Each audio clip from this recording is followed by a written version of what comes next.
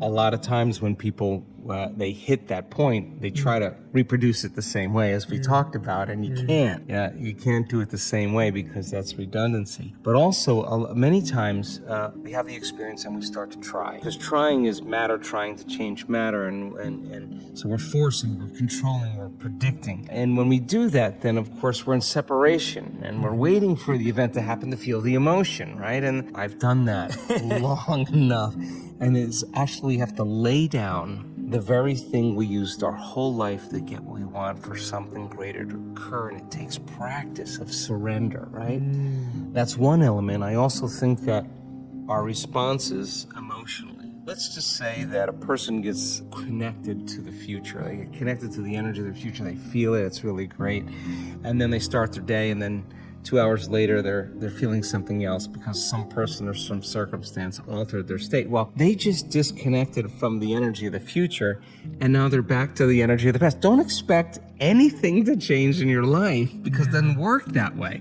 So then when they get back to that old self again, then they say, what's wrong with me? I failed, they didn't do it right. No, that's all the program. You show up again and you go after it again. So familiar feelings cause us to no longer see through the lens of the future. We're seeing through the lens of the past, and we color reality that way. So familiar emotions get in the way as well. And then, of course, there's always belief.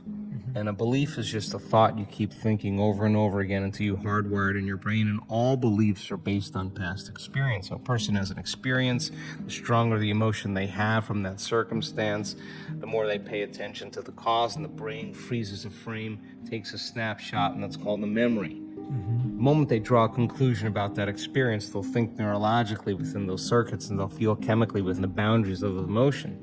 Thinking and feeling, belief becomes an unconscious or subconscious state of being.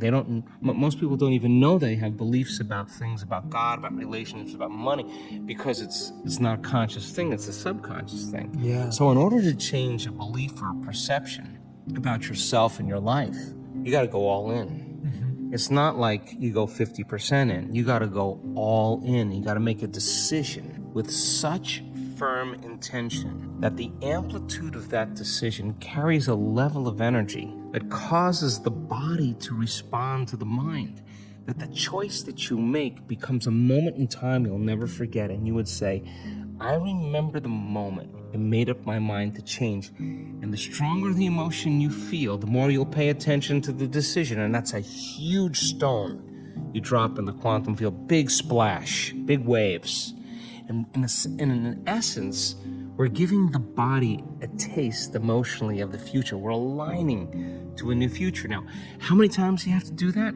I don't know. I've done it over and over again until it becomes uncompromising. And people say, I remember when I made up my mind to change. I remember I made up my mind to heal. I remember the moment. I can tell you where I was, who I was with, what time of day it was. It wasn't like 9/11, something outer world changing your inner world. Your inner world is changing your inner world, which is ultimately going to change your outer world. So, I mean, people say, well, I believe God lives within me, the divine lives within me. Okay, you sit them down to do a meditation, 10 minutes goes by and they're hungry and they quit. If you knew the divine lived within you, you wouldn't quit. You would not, you would be like, I'm here. Yeah. And you're gonna go a little deeper, a little further. You're gonna get past your hunger, you're gonna get past your pain. You're gonna go a little further because like you wanna know, right? If you knew it was there.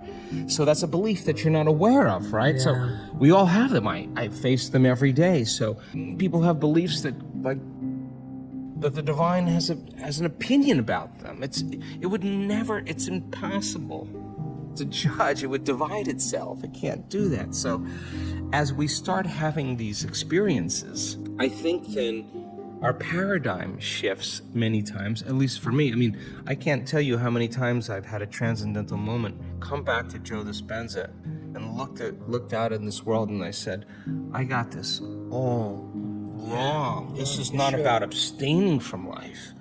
Ooh, it's the opposite. It's about going all in and really engaging and really living and really experiencing and tasting and smelling and eating and loving and we're here for that. We're here for all of that. So you create the experience And then when it gets predictable or it gets boring, let's change it up. Let's create another one. And then how far can you go with that? It just goes on. So I think really belief is the other thing it's a blind spot that we have to become conscious to.